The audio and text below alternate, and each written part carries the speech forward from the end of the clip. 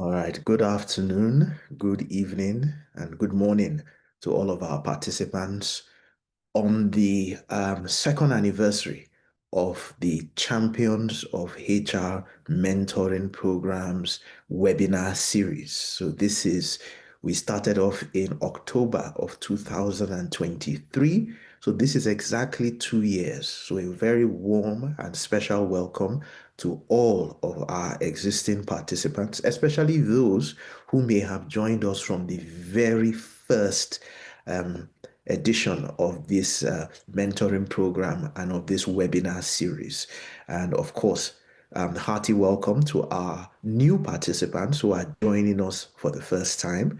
And thanks to my colleagues from Learning Impact, many of whom are here for all the support and all the heavy lifting that goes on in the background to ensure the success of this program. So I'd like to welcome everyone once again. My name is Omag Bisher Baro, and I'll be your facilitator for the next 1.5 hours or less as we go through another interesting and thought-provoking subject around strategic human resources management. Particularly, we'll be exploring strategic talent management. All right. So thank you all for your congratulations and your good wishes as we celebrate our second anniversary. I'm just going to share my screen as usual, and then we will begin. Please let's ensure that our microphones remain on silent until such a time that we are invited to put our microphones on and to respond or to participate in the program. Remember that this is being recorded for tens of thousands of other potential viewers and learners from all over the world. So welcome again. Let's see some of the messages. Yes, yes, yes. Good evening, good afternoon. Hello, everybody. Congratulations. Thank you very much.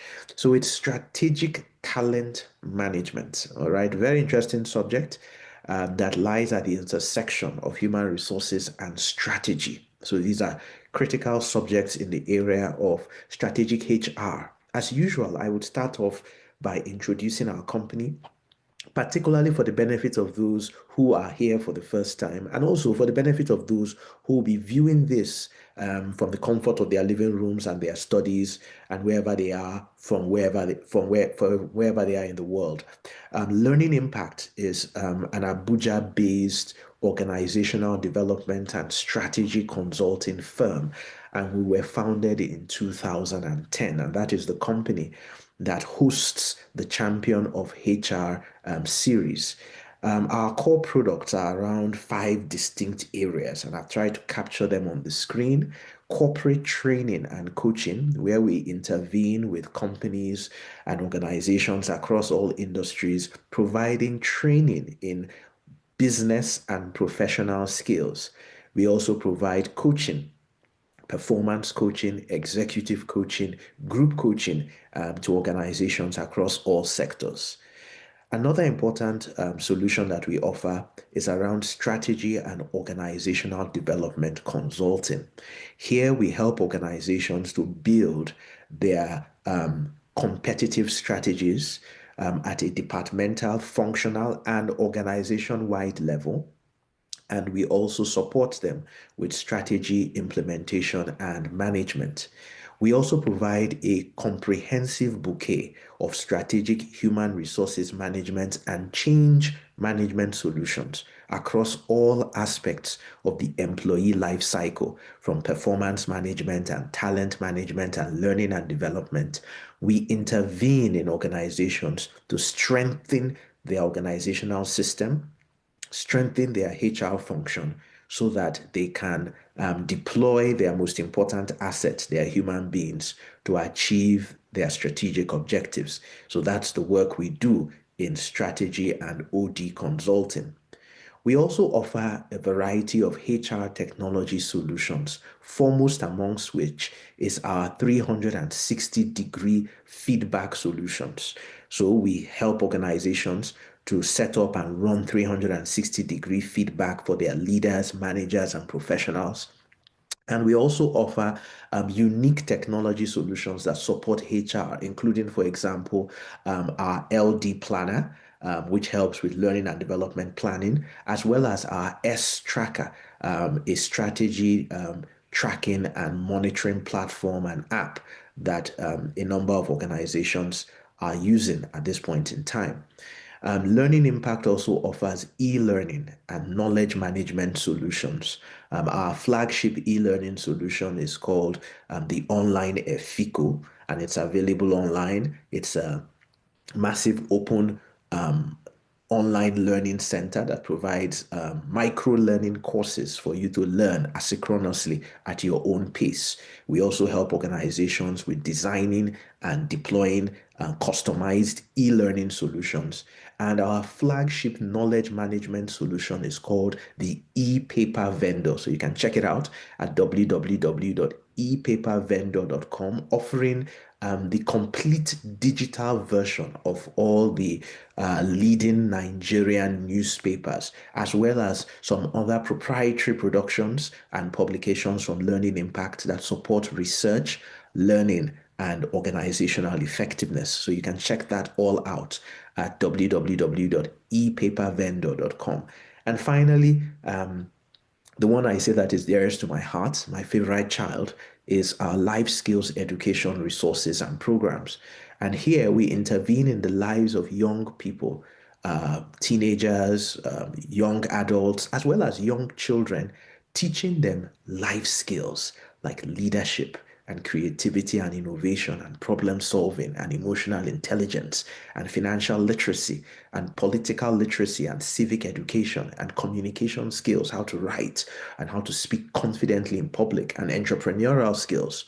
All of these things we do because we see that there is a gap, that our educational and industry and enterprise does not adequately prepare our young people for the real challenges of the world. And so that's why we call it Life Skills. And our flagship product is called Life Skills Africa. And you can visit www.lifeskillsafrica.com to find out more and take advantage of our rich resources in these areas. So that's a bit about our company. Let me speak very quickly about our commitment. Our vision is to deploy the best quality of indigenous Afrocentric learning resources, business solutions, and technology tools that will support organizations and individuals to be better. Our goal, pursuant to that vision, is to positively transform the lives of all of our clients and our community with these solutions that speak to their specific and nuanced needs at a price that they can afford and that competes favorably and perhaps better with similar solutions from anywhere else in the world. Our core value at Learning Impact is to be better.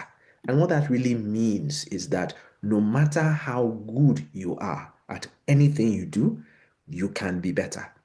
No matter how bad you are, you can also be better. And it is that principle of be better that propelled us towards the Champions of HR program that I would introduce right away. So the program is really designed to cater to the learning needs and the mentoring needs of young to mid-career HR professionals. Although some of our members who are very regular on this program are not even mid-career professionals, they are very advanced and experienced professionals who join us to share their own experiences as we go along and also to learn from us. The focus of the program is on strategic human resources management, as different from operational HR. So, we really want to build our HR practitioners to go beyond just operational and routine HR activities to focus on the more strategic activities. Like I introduced at the beginning when we were congratulating ourselves, this is our second anniversary because we started off in October 2023. So it's exactly 2 years. And we have run this program that includes a very vibrant WhatsApp group. And just recently, we have added a Facebook group as well as a LinkedIn group And we hope that this will help us to push out this gospel of strategic human resources management beyond even our reach right now.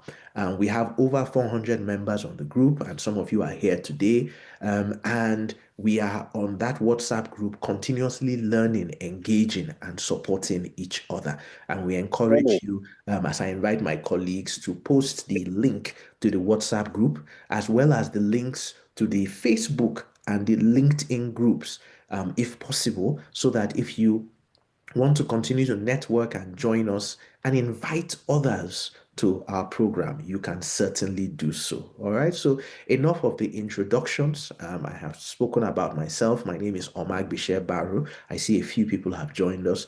Our company is Learning Impact. This is the Champions of HR program. And today, our focus is on strategic talent management. So, as usual, we start off with our learning objectives.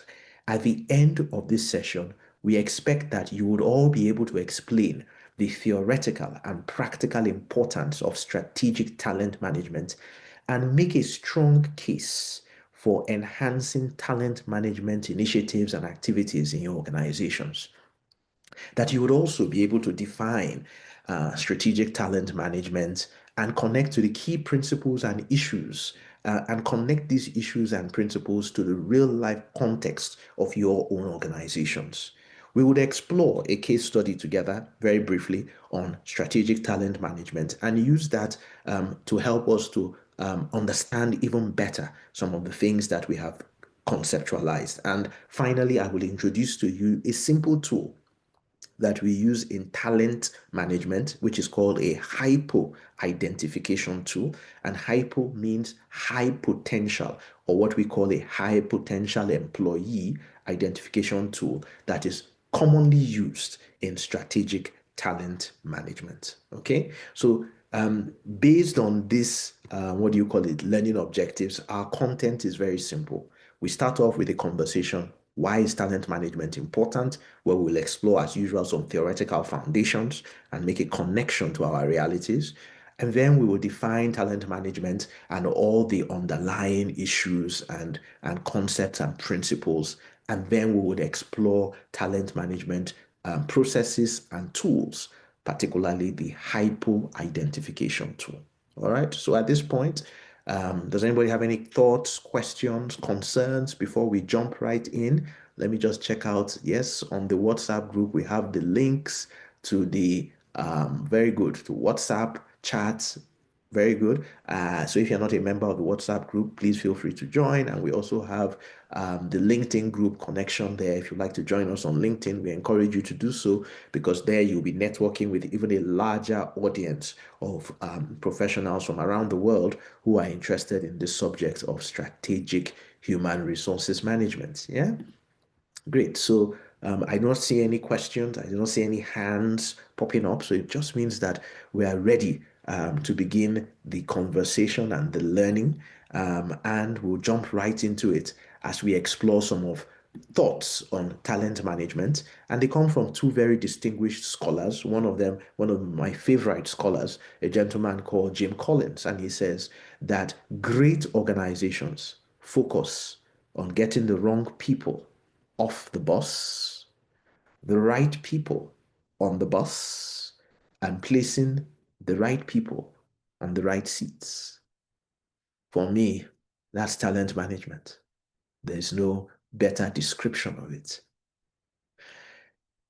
Chamorro Presumic, in the book Human Resources Management, defines the two critical issues in talent management concern the ability to place the right people in the right roles. And this is the part I love, and ensure that their typical performance is as close as possible to their maximum performance. Now, I want you to really think about that. That's really deep. Yeah, I think it's deep. But the more important thing is, what do you think? So just reflect on those two thoughts. The first from Jim Collins in his popular book, Good to Great, defining clearly what talent management really is but also explaining at the beginning of that book that that's the most important thing to become a great company. So think about it this way. The most important thing to become a great company is to do what? Can anybody say it in 2 words? It's to do what's going on? Nobody knows. Talent management. To do talent management. Thank you so much, Lupe. That's it. The most important thing to succeed in any organization. This is the opening line of Good to Great. And it's very holistic and comprehensive research about what it takes to be a great company. And here is where he started from. So it tells you that talent management is central to the success of organizations. Yeah.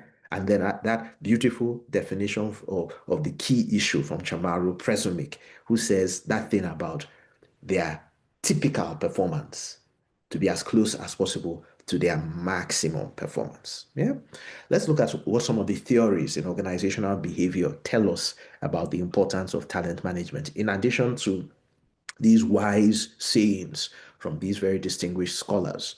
The resource based view in human resources talks about the fact that human resources are the most important resources. You know, in economics, basic economics, they say the factors of production: land, labor, capital, and entrepreneurship, isn't it? And here's a resource based view that of all of these, labor and entrepreneurship, the ingenuity of the human being, is the most important of all the assets. Expectancy theory, another very important theory in organizational behavior and HR, says that individuals are motivated to perform if they believe that their efforts will lead to required results. So, part of talent management is ensuring that you can create that environment where people are motivated to ensure that their efforts will lead to outcomes and they will be rewarded. Very important part of strategic talent management. And finally, strategic human resources management theory, SHRM, which is the father or the mother of all the theories, right? That the most important reason why HR exists is to achieve the strategic objectives of the organization, right? And that is what strategic talent management is all about. How can we use the talents that we have to achieve our most important results? So, ladies and gentlemen of the champions of HR group, I'd like us to have an open mic discussion for about 5 minutes. And let's think about what we have learned so far. We have explored the initial thoughts from Jim Collins and Presumic, and we have also explored the resource-based view, the expectancy theory, and SHRM. So here's what I'd like us to do. If you were to speak with your CEO right now, or an executive director, on the importance of paying attention to talent management in your organization, how would you frame it? Can we try something? Can everybody commit to do something, right?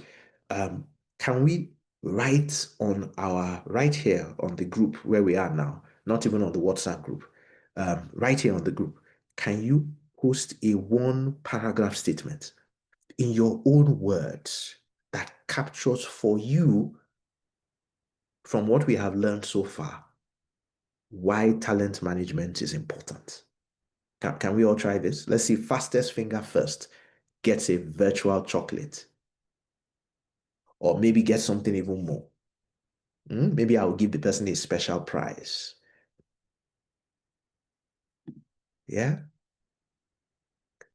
Who can articulate fastest? And I want everyone to do this. We're going to just chill out for about 2, 3 minutes. I hope everybody is typing and writing. Go into the chat. I'm looking at the chat. Nobody has posted yet. In one paragraph, how would you explain the importance of talent management?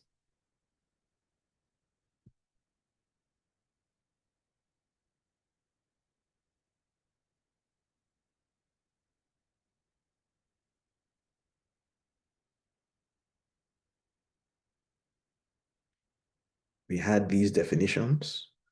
If you want to go back to them, we had these thoughts.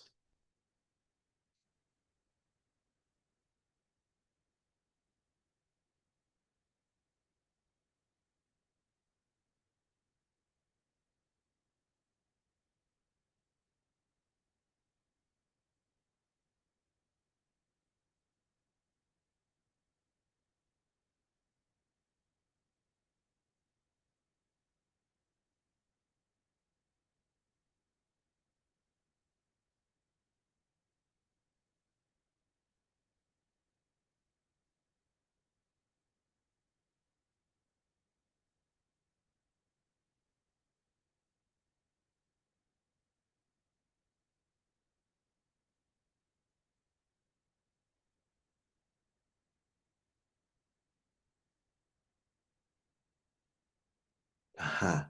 Sherifat says, yes. So the answers are coming in.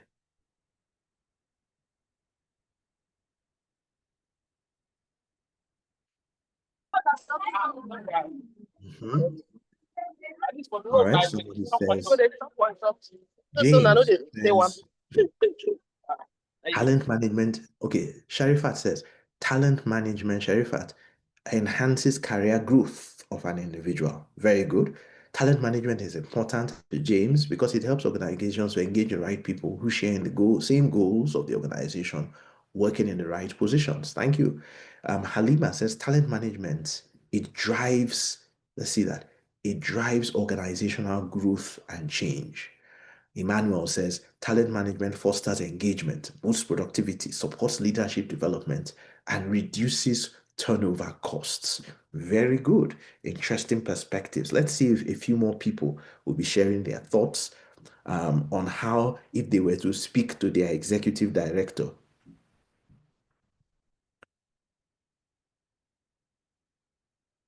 what exactly they would say. Yeah. Okay, let's see this one. Very good. It's from Lupe. It says talent management is essential for attracting, developing, and retaining the right people whose skills and growth, okay, align with the organization's strategy to drive productivity. Aha. Very good. So we're bringing in the productivity angle. Sarah Ayuba says, and long-term success, talent management, it derives better performance, innovation, and retention. Victor says that Tahiru, that talent management helps us put the right people in the right roles and support them to perform at their best. Focusing on it, aha, will strengthen our organization's growth and long-term success. Joy says that talent management is a very important, crucial aspect in every organization because the type of people you have determines the type of results you get.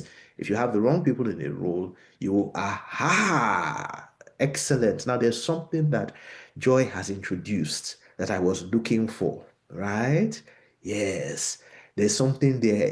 Sometimes when you are trying to sell something to people, um, there's a principle we use in sales and in influence and negotiation um, about how you need to show the dark side of what you are selling. What do people stand to lose? And Joy articulates it that if you do not do talent management in your organization, oh, you will have square pegs in round holes and your organization will suffer.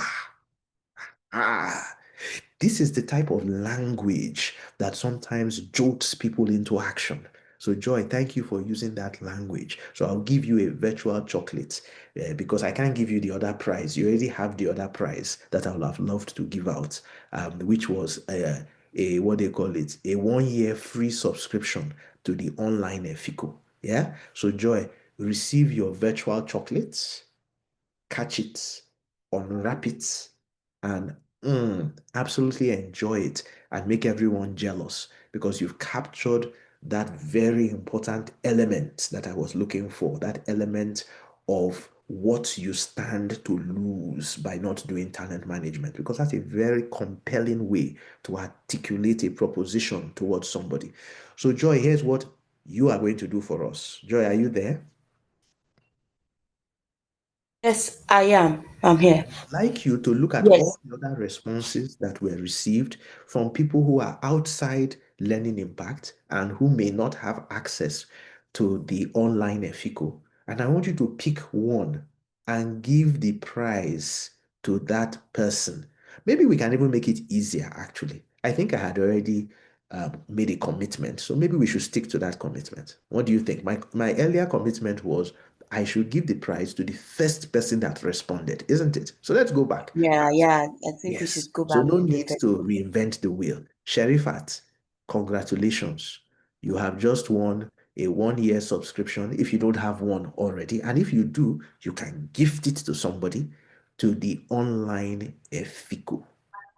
All right. So please share your email address with us right here so that we can capture it and our team can make sure that you get your prize connected to you and you can start to enjoy learning on the online FICO. All right, so thanks very much, everyone. I see Chinwe has also posted, and Kabir, thank you very much for your thoughts to achieve our targets, our growth. We must treat talent exactly as a strategic asset, not just as something, an appendage or some resource that we have.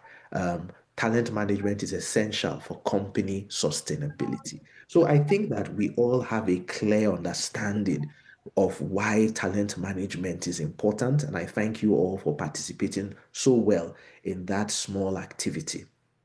Talent management first emerged in the 1990s when the global consulting firm McKinsey, based in the United States, published an article called The War for Talent. That was the first time that everybody, the consciousness began. People started saying, what is this thing called talent? We used to talk about HR, we used to talk about people, we used to talk about personnel. And then McKinsey came up and said, there is a war for talent, that the most successful organizations in the world are involved in a war. And the war is to attract, retain, identify, develop, and deploy individuals that can add the most value to their organizations. And that connects to that definition from Armstrong that defines what talent management really is. And somebody captured it very well. I think it was Lupe. It's about attraction, retention, development, and deployment of the right human resources. Many years ago, I wrote that article that I always talk about. I said that we have human resources, but we don't have human capital. And if I were to substitute today, I would say the fact that you have human resources doesn't mean you have talent, because talent is beyond just a human being showing up. Talent is an embodiment of all the capabilities that that human being has to deliver the results contextually that are relevant to your organization and to the person's job. So you could be a human being in an organization, but you may not be a talent because your capabilities, the sum total of your capabilities, are not being deployed in an effective way to create results for the organization. Organizations don't need human beings. This is the aha moment. We don't need human beings. This was what McKinsey found out. What we need is talent. So start thinking to yourself, which one are you? Are you a human being or are you a talent? What are the key issues in talent management? The process of talent management, the policies around talent management, how to manage a talent pipeline, and what is your talent management strategy. And these are some of the things that we will be exploring as we go forward in the next 45 to 50 minutes. So already we know what those dimensions or elements of talent management are, very simply. Talent management is about attraction and selection.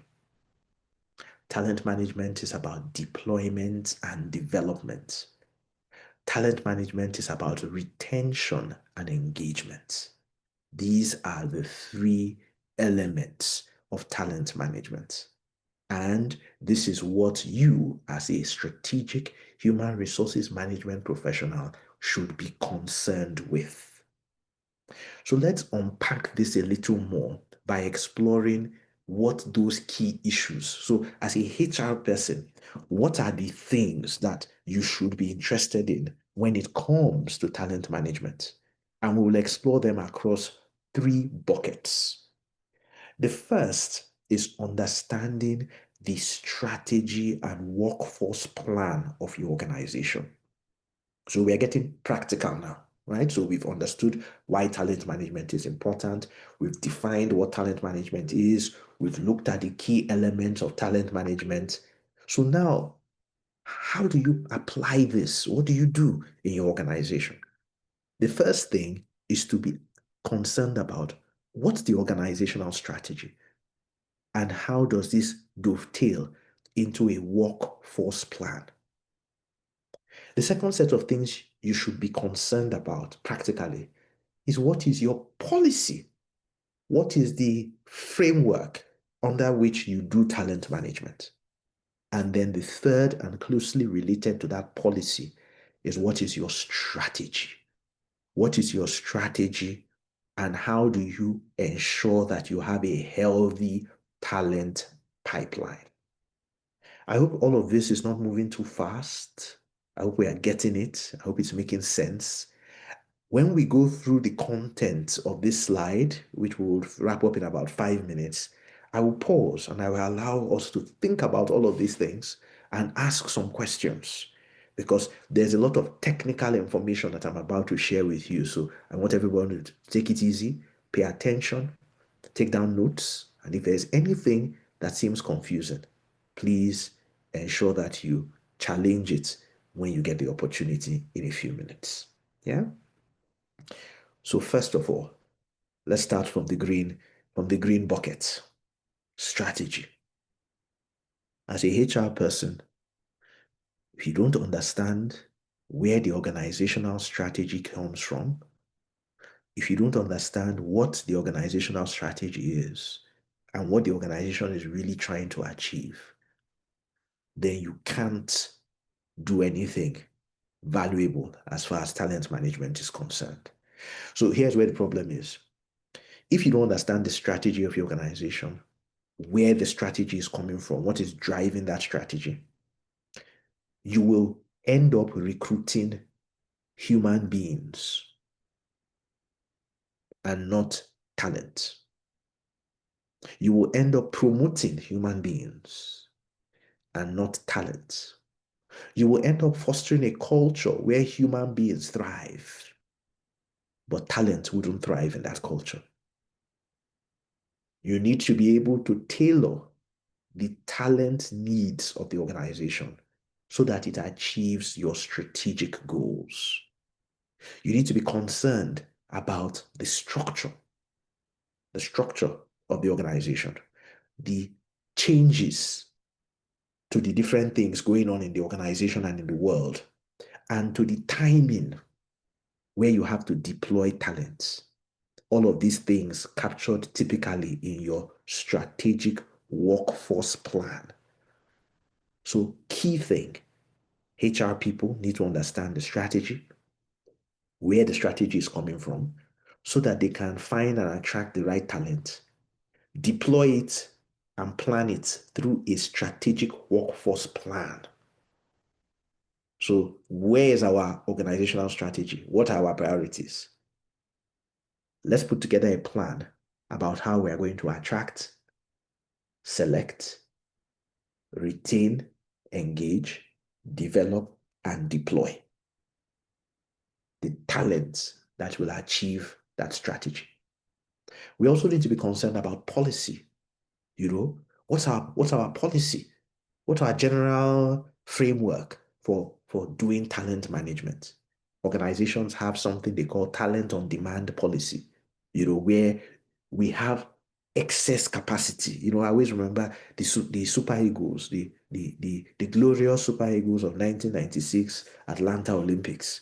And I always talk about how when you look at the bench, the reserve bench that Bonfrere Joe, the coach, had, you had a complete world-class team on the bench.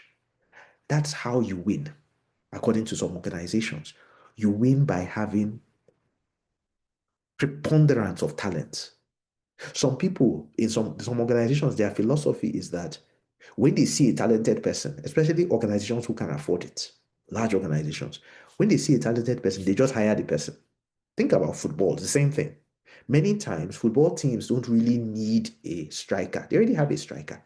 If those of you, I'm sort of stuck in the 1990s, in many things, in music as well as in football.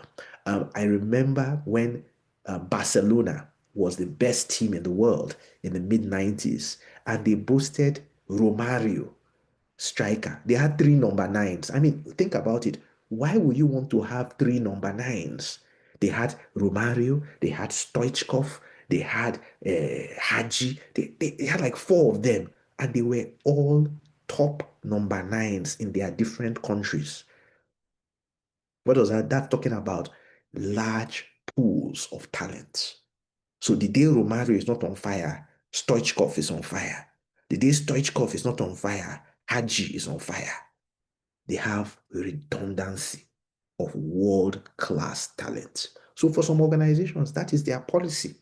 If we see people that are world-class quality, we grab them and we put them. Because our policy is to have a talent on demand. Some other people do the opposite and they say, okay, whenever we need, we will go and look for. Everybody is different. Here's the question: what's yours? And how does it align with your strategy?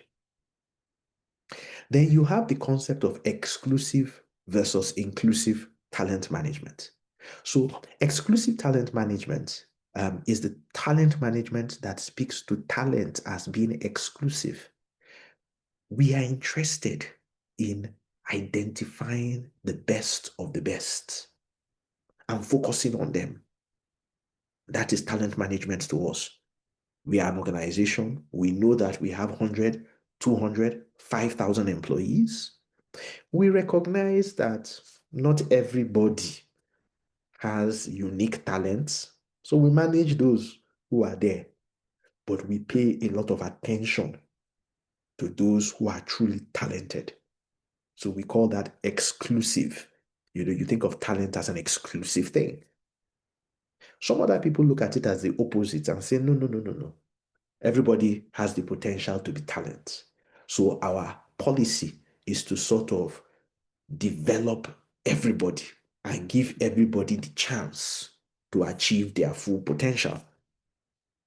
The previous people work under the assumption of what we call the normally distributed curve. I don't know at HRP if you know what I'm talking about. That in a normally distributed population of people, if you sample 200 people in an organization, you will find what? That 20% of these people are top performers. 70% are ordinary, average performers, and another 10% of them are terrible performers. Or sometimes you could walk the other way around 10, 70, 20. So it's that Pareto principle that the exclusive talent people look at. Whereas the inclusive talent people look at, well, we put everybody there and we try to get the most out of everyone. And then there are those that strike the balance and say, we will continue to try to attract and retain the best quality of people that we can find, considering the environmental context in which we operate, meaning that, sometimes it is hard. Waiting man go do, you take what you have. But at the same time, we balance it with a program that identifies the star talent in our organization and uses them to get the best results. Then you have some organizations who tell you that, you know what, we are so exclusive that we are not interested in any form of mediocrity at all. We abhor it. You think about organizations like the Netflixes of this world, like the Apples of this world, a lot of the high-tech companies, Elon Musk's Twitter, and so on. Very, very hard in terms of we define a very high level of competence and we don't compromise. That's all we want. The exclusive. focus of talent. Then you have things like sharing and diversity, the concept of talent pools. People say, look, that if we have more diversity, if we have more women in our organization, if we have people of different ages generationally in our organization, people of different backgrounds, ethnically and geopolitically, whether within the country, within the continent, or globally, that this diversity helps us to be more successful. So there are people who look at talent pooling as we need to have more diversity. That diversity ensures that we are more successful because we have different people with different backgrounds, with different capacities coming together to work. And then there are organizations that believe that talent should be shared, especially across their group. So you see people who are a conglomerate. Think about places like Dangote Group, for example. That's a conglomerate. Think about some of the banks that we have in Nigeria and financial institutions. They will have a pension company, they will have an insurance company, they will have a bank, they will have a fintech. They say that talent should be shared, that we should cross-share the talent and cross-fertilize the capabilities. These are all different approaches and policy that people have when it comes to talent. Some other people say, no, the people who work in the bank should stay there. The people who work in insurance should stay there. The people who work in microfinance, that Dangote Sugar is very distinct from Dangote Refinery. Their salary and their compensation systems should be completely different. It's a school of thought. It's a policy approach. The important thing, how does it align with your strategy and your workforce plan? Finally, the concept of the talent strategy itself, ensuring you have a healthy pool of talent, integration between the horizontal and the vertical parts of the organization, meaning horizontal, looking at, how the organization interfaces with the different, or how the different products and departments in the organization work together, vertical across the human resources life cycle, ensuring your strategy and your talent strategy sort of captures those two things. And of course, having a process that focuses on identifying, developing, and deploying. And when we use that word deploying, let me clarify it. Deploying means getting value, not giving a job. Deploying does not mean putting the person in a role. It doesn't stop there. Deploying means extracting value from the person when the person is in the role.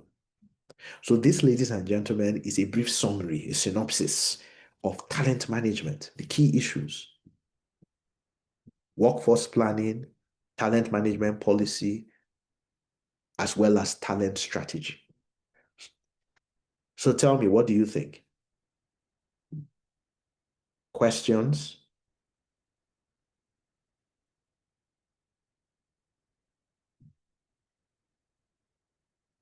Questions?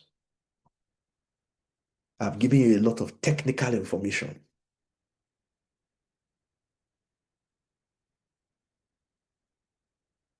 Sherifat, thank you very much for sharing your email.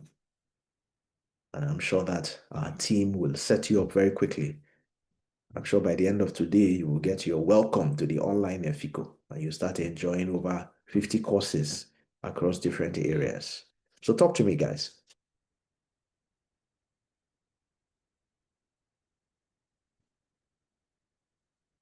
Any questions, comments? Is this too complex? Is there anything here you can relate to your organizations or to your realities?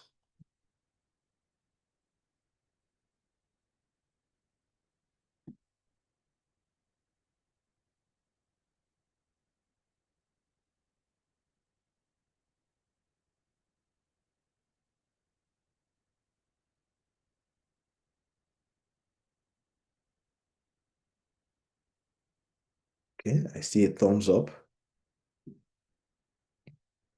The person who is thumbing up, do you want to say something?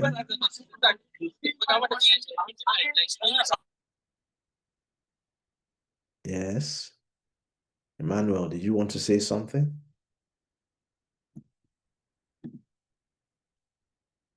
Is there any aspect of what I have said that you want some clarity on? Any of these areas, especially around talent policy? That's where the cocoa is, because once you have the policy, you're clear about the direction in which you are going. Of course, you can change your policy, you can change your approach based on your beliefs as they change. Nothing is cast in stone. But these are the different alternative policy frameworks and perspectives that organizations typically implement.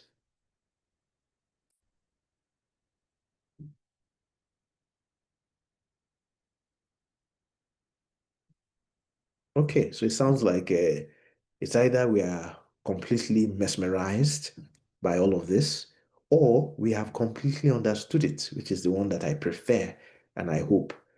And we are chewing on it and working towards getting a full grasp of it.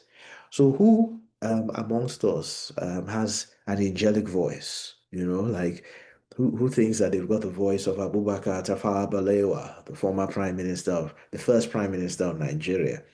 The voice of the nightingale, as he used to be referred to. Um, we were once a country that had such great leaders that were so eloquent in their speech and in their character and so well respected around the world. A gentleman, Abubakar Tafawa Balewa. So who's got that Balewa voice? Don't mind me, I'm just challenging you, but I would like someone to volunteer to read what is on the screen, a brief case study that I would like us to interact with. Who would like to do that? Perhaps for a free subscription to the online Fico. Today is our second anniversary, so I'm in the mood. Yeah. My producer is telling me, give it out, give it, give it, give it. So who is going to volunteer to read what is on the screen?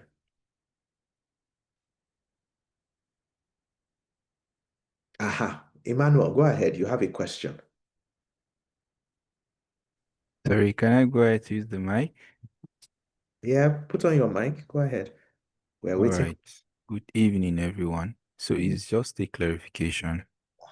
Um, regarding the talents, identifying these talents. So for example, you already have employees in different prospective departments working, and you now discover that there are certain individuals that you feel they will best fit in a particular role. But fortunately, you are not the HR manager. You are just the talent acquisition officer, and you tend to see reason to certain things, and you feel this person be good in a different role, and you have your bosses and your superiors saying, no, leave this person here. And what will you advise one should do regarding that? That's the question. Thank you. Yeah, so um the it's about having a framework for you to so talent must be systematic. Let's go back to that definition and you will see where I just want to pick it up. Systematic, meaning that it's not whimsical. You don't just say, oh, I think that this person will be a better fit in this department. I think that somebody will be better. We've got to use evidence. And we will share with you, and that's the final thing we will do today, is to introduce a simple tool that helps us to scientifically and systematically identify where do our people sit when it comes to their talent so that we can take strategic and systematic decisions about it. So, as a talent management officer, for example, or a HR professional, we hope that in your organization you will be able to use these types of tools, which I will share very shortly, to systematically um, identify so that it is not how one person feels, it is not about just how the line manager feels or just how HR feels or one member of the HR team feels. But we can all look at this evidence and this data together.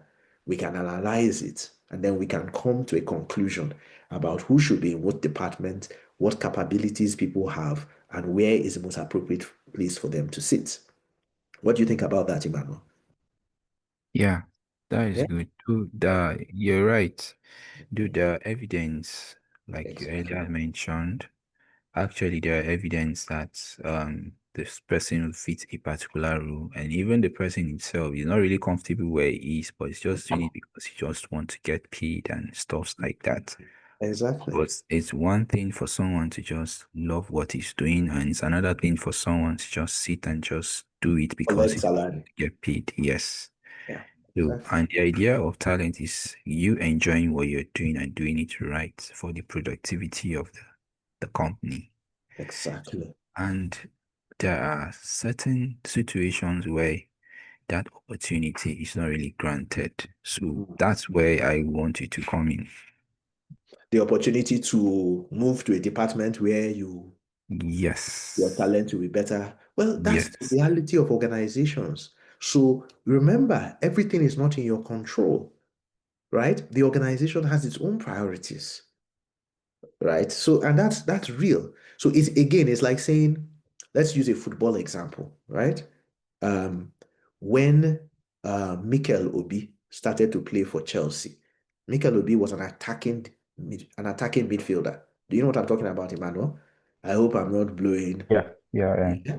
But where did he end up? He ended up being a libero, a defensive midfielder. Sometimes there's no space. So you have a choice. Mikel Obi had a choice to move to another team where he could play as an attacking midfielder if he believed that was his talent, or he could suck it up, sit down in Chelsea, and become the best defensive libero that he could be. It's a choice. So everybody has a choice. In organizations, nobody has a gun to your head. Nobody is kidnapping you. Nobody is holding you hostage.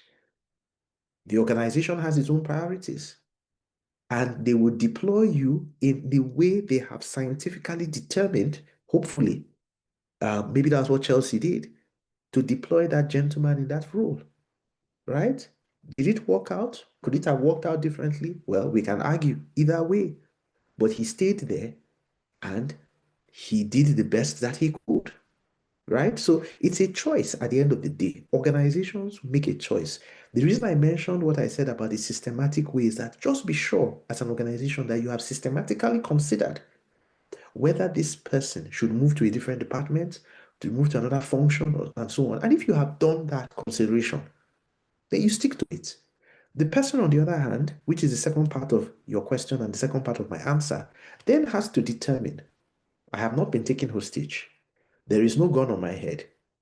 If I believe that my talent will be better served somewhere else so that I can play in a different position from being a defensive midfielder, then I should leave. Yeah. So I hope the football analogy helps. And I apologize to those who are not conversant with all these football terms. But football is a great way, and sports is always a great way to understand organizational success. So here's our case scenario. Since nobody has decided to read it, I'm going to read it myself. Axiom Group is a successful financial services conglomerate in Nigeria, and they just acquired a new subsidiary in Nigeria's highly competitive pension industry. Just recently, the pension industry is recapitalizing and plenty of mergers and so on. Now, this is the first time Axiom is investing in the pension industry, and their strategy is to provide end-to-end financial services to build wealth for its stakeholders through its subsidiaries. So they believe that by having good subsidiaries, they would build wealth. An analysis of the employees in the pension subsidiary suggests they are not as competent as employees in other pension companies, and they are also not very well paid. Also, the previous owners of that pension company that they have bought were the ones holding a number of the top management positions. And since they have been bought and paid for, they've left. So a lot of the senior management positions are vacant. As the HR director at Axiom Group, what key talent management issues would you reflect on and consider in supporting this group that has just acquired a new pension company? So here's what I want us to think about. Think about everything I've said about Axiom. It's a group. They just acquired a pension company in Nigeria. They found out that the people there are not as competent and not as well paid as in other pension companies. The top management has left. So what should they be considering? As the HR director, what are some of the key issues in talent management? So I'm showing this slide that should be in your mind. What do you think?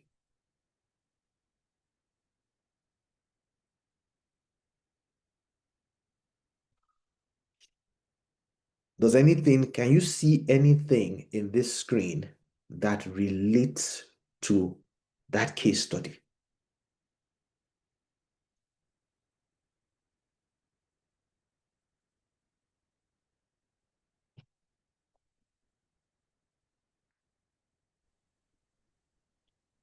Good evening, everyone.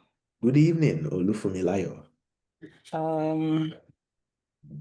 Okay, so first, as the HR director, I'm assuming that the HR director is from the acquiring organization, not in the pension organization. Yeah, he's the HR director of the group, of Axiom Group. Of Axiom Group. Exactly. Okay, so first of all, the strategy will be that we want this pension subsidiary to do really well. We want to bring them up to speed with what Axiom Group is known for, which is excellence. The first thing I would do would be to do an audit. So Okay, so let me help you, Olufumilayo. Let me just help you. Yes, please. So what I want you to do is to look on this screen now. Yes. What issues on this? So on this screen now, there are about 9 or 10 issues. Which of these 10 issues would you be considering strategically? The structure, change, and timing. Very good. That's one. That would be my first instinct. Okay. What is the current structure? What can we change about it? And the timing. And the timing also, because of their mindset, as it were, and where they have been not being well paid, and their uncertainty about the new acquiring group that is coming. How would they fit into the organization? Would they be let go, or are we bringing new people in? Excellent. So that would be my first. Okay, so what else? Excellent. What else on this board do you see that will be critical?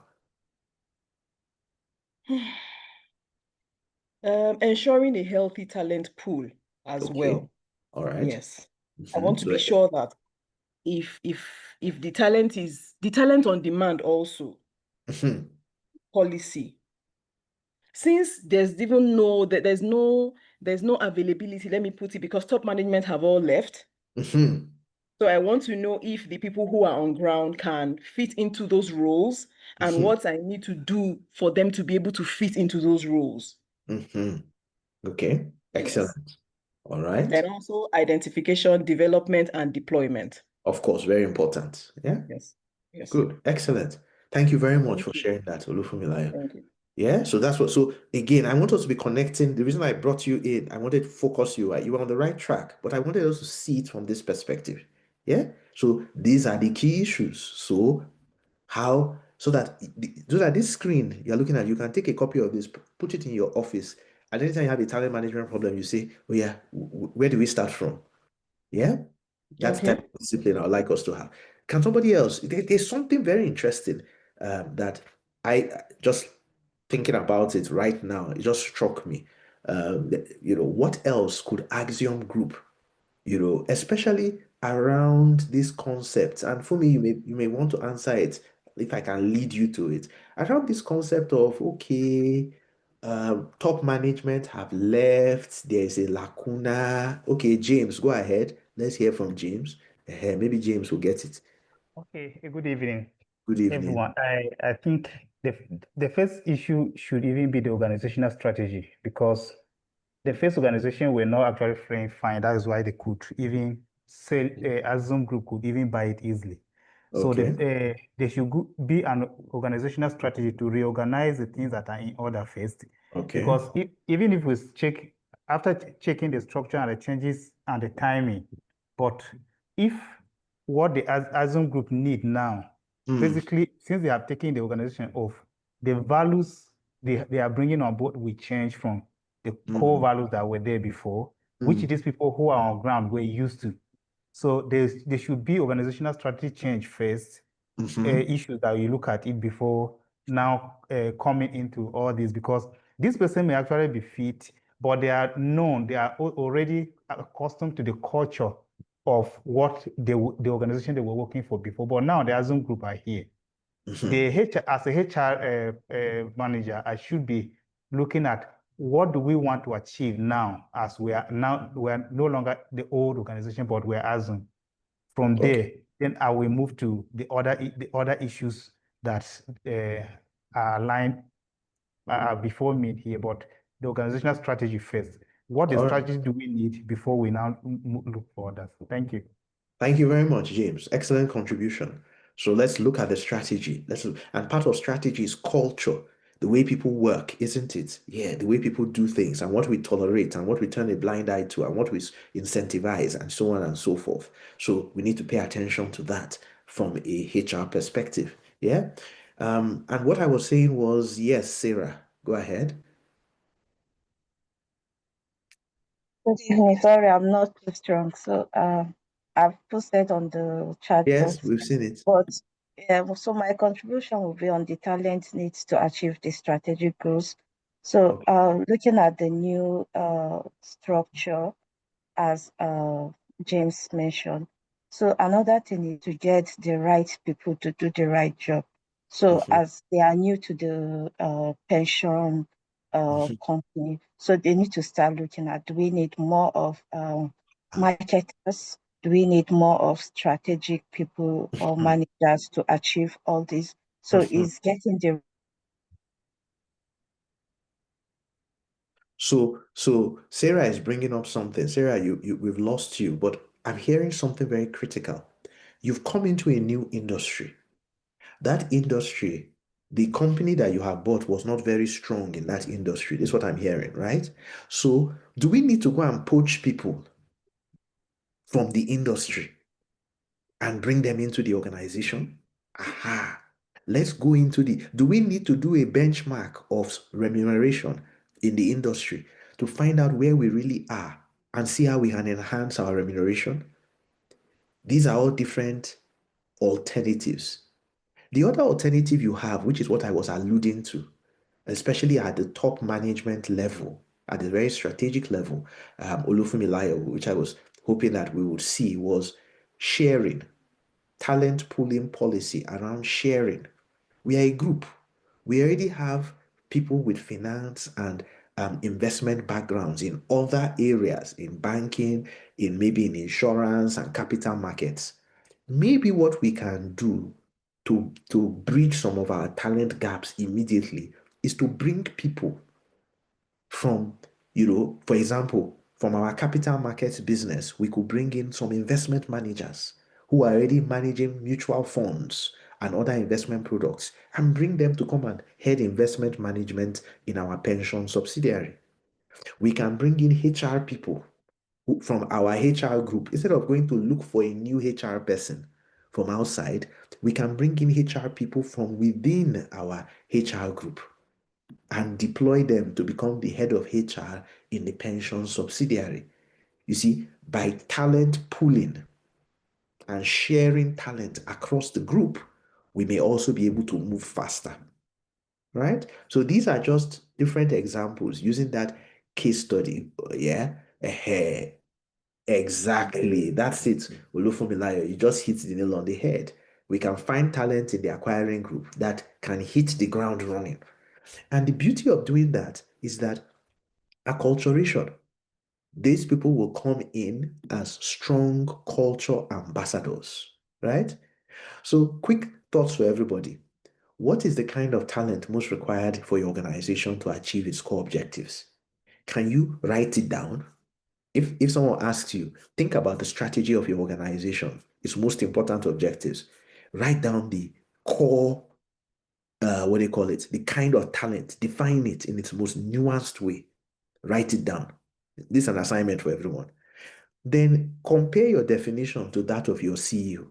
If your CEO was to write down what, if I ask my colleagues in Learning Impact now, I'm not going to put them on the spot, but if I ask people like James and Joy and Lupe and Salam and others in Learning Impact, if I ask them now, write down what you believe is the type of talent that we need in Learning Impact. If you write it down and I write it down, would we have the same answer? The closer our answers are, it means that as a HR person, the more you really understand what Agwan, as we speak in Patois, yeah, you really understand what is going on. Based on the archetypal employee that you have defined, what will you do as a HR person to attract and select, to deploy and develop, and to retain and to engage such people? These are practical questions that I want you to go back and think about.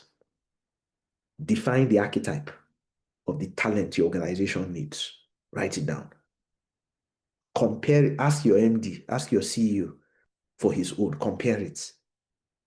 Check the difference. How come your understanding and his understanding are not the same? And I see that a lot in organizations. Try to bridge the gap of that misunderstanding. And then when you've understood it well, and you have defined that archetype employee, what will you do to find such people, to keep such people, and to extract value from such people? Because that is strategic talent management in a nutshell. Finally, the hypo-identification tool. So in strategic talent management, and Emmanuel, we were speaking about this earlier, what is that systematic way of identifying square pegs in square holes? And it's a very simple tool called the hypo-identification tool. And what we simply do is to measure two things. So those of you who are afraid of maths and are afraid of differentiation and integral calculus when you were in university, in secondary school and maybe in university, sorry to disappoint you. In HR, we use all these things too. So here is dy dx.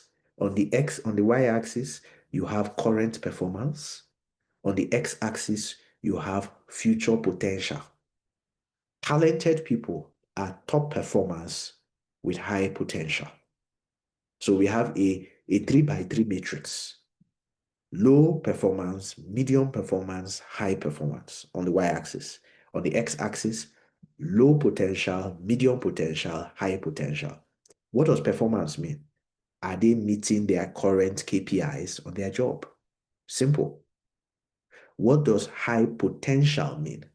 Do they have the capacity to perform at higher levels of responsibility? So if you are a manager today, can you perform as a general manager at higher levels? Can you perform at double promotion level? If you are an officer, can you perform at assistant manager level? Do you have the gravitas?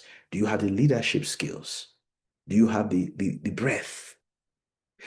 This is how we systematically challenge ourselves to map people. So if you take an employee, number one, for example, in the box one, the person's performance currently is low, and the person's, potential for the future is low. These type of people are not very talented. They are struggling in their current role. And if you challenge them with some projects and assignments, they still struggle. The kind of people that will be asking, when you give them more work, the first question they will ask is, are you going to increase my salary? They've not seen the work. They've not done the work. They've not tried to do the work. All they are interested in is how much. Okay, give them the money safe. Okay, I will increase your salary. Go and do the work. The work will still not be done well.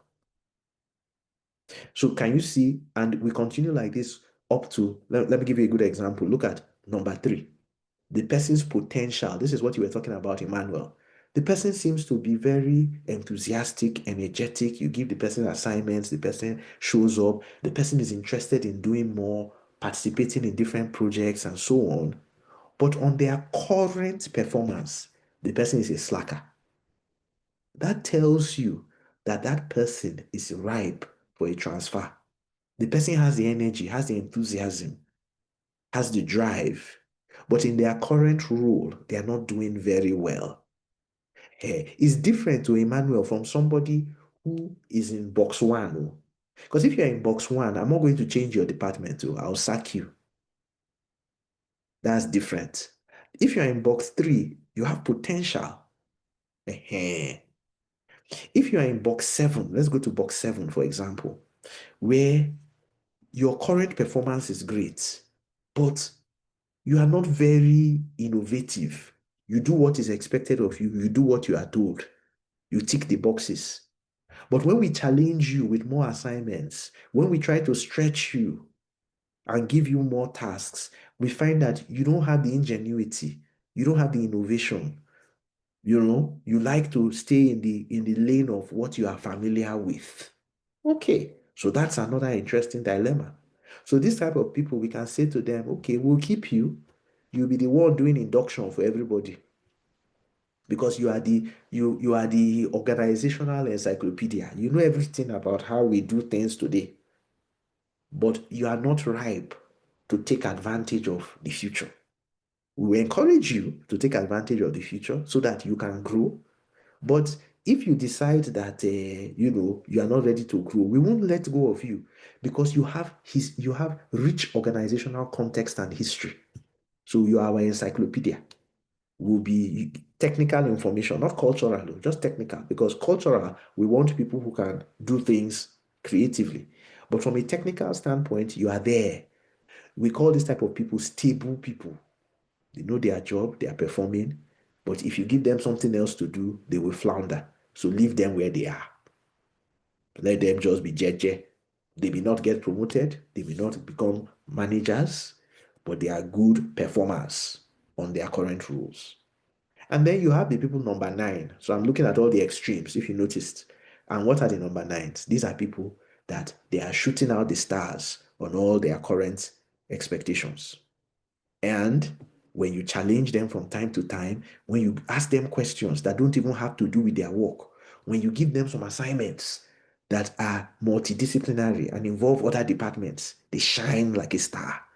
When their boss is on leave and you make them the acting boss, they make sure that the reports are ready. They don't tell stories. They make sure that the other team members are held accountable. They put fire at everybody's feet. They ask questions. These people have potential. These people in number 9 are the people that you hold on to with your dear life. These are the most, that is the talent. That is the star talent in your organization. So here is the tool, the hypo identification tool. It helps you to systematically identify the part on current performance. If you have a good performance management system, it should spill out the evidence very easily. The part on potential can be a bit subjective, yeah, but it can also be evidence-based because you would keep evidence of projects and assignments and stretch goals that you have given people and how they have responded. And all of this, you can sit together as a management team, as a HR team with the EXCO and so on and say, let's plot all of our employees. Who are the ones, who are the twos, who are the 3s, 4, 5, 6, 7, 8s, and 9s? And when we have done this, let us decide how we want to intervene. What do we want to do with all the people who are 5s? What do we want to do with all the people who are 8s? What do we want to do with all the people who are 3s? What do we want to do with all the people who are 7s? This is systematic talent management. So a tool like this, I believe, in my practice and research, is very valuable, both deploying it in organizations, helping organizations to deploy it, and also from the research that has been done in this area. So finally, let's reflect. What do you think this process of let's reflect on the hypo identification tool. What's its value? how do you think you can use it? What are the limitations or the challenges of hypo-identification and evaluation? What could go wrong with it? Yeah. And then you yourself, where do you place yourself? Are you a 1, 2, 3, 4, 5, 6, 7, 8, 9? And what do you think your boss would think about you? These are things for us to reflect on. And of course, apologies for the typo. What are the characteristics of a HRM professional that will be a 9? For someone to be a 9, if you were to evaluate the HR team and the MD says, my HR team member or my HR director is a 9, what type of qualities would such a person have? The floor is open for a couple of minutes. We can answer any of these questions that we want to, and then we will wrap up for the day. Yeah, so anybody would like to take a stab at any of these questions in relation to the hypo identification tool that we just studied? And if you have questions about the hypo identification tool, any aspect of it you're not clear, feel free to ask, and I would do my very best to provide more clarity.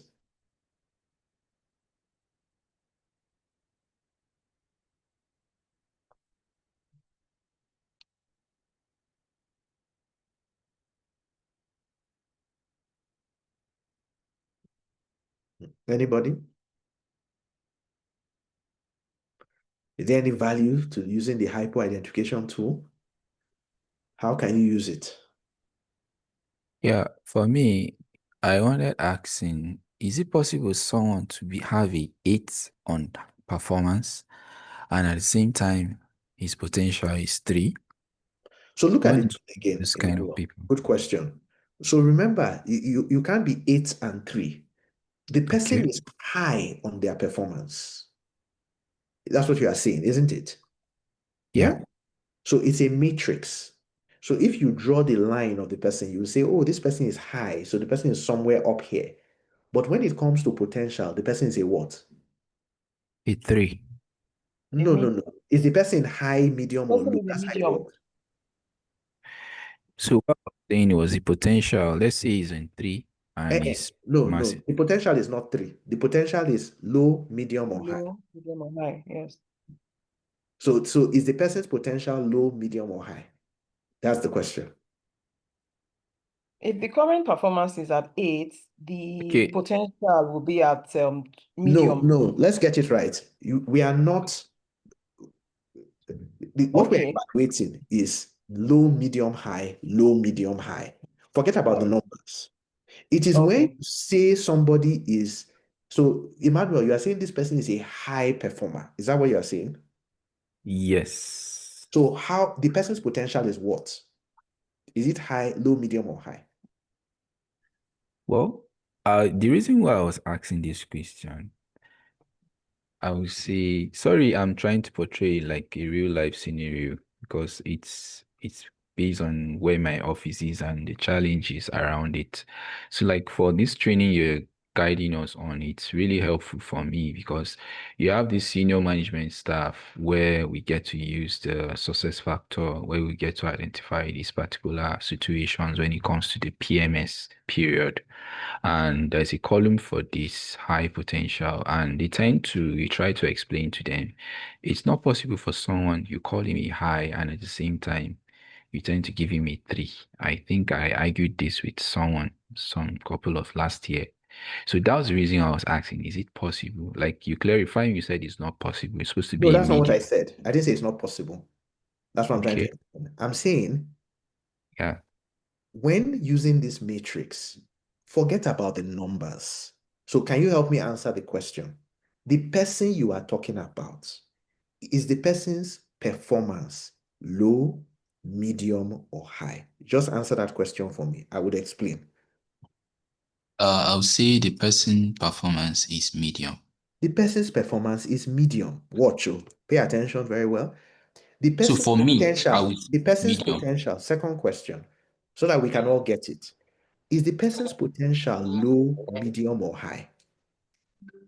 Okay, the person, let me come again. The person's performance based on the year, they said is high, right? Okay. So No. it's high. Let's Yes. Emmanuel, because of time, let's do this. So the person is high. I'll come to your answer now. When Yeah. it comes to potential, is the person low, medium, or high? So I would say it's medium. The person is medium. So Yeah. what we are going to plot is high versus medium. The person's talent score is 8. That's Okay. all. High, look at it. High, plot high across high, Okay, I and get. medium intersecting it. The person is an 8. Okay, so it's more like a triangle. It's a triangulation. All right, thank you. That's what I'm saying. So it's not about whether the person is a 3. Don't look at those numbers. 3 does not mean that it is bad or it is low. Those boxes, we could change all of this.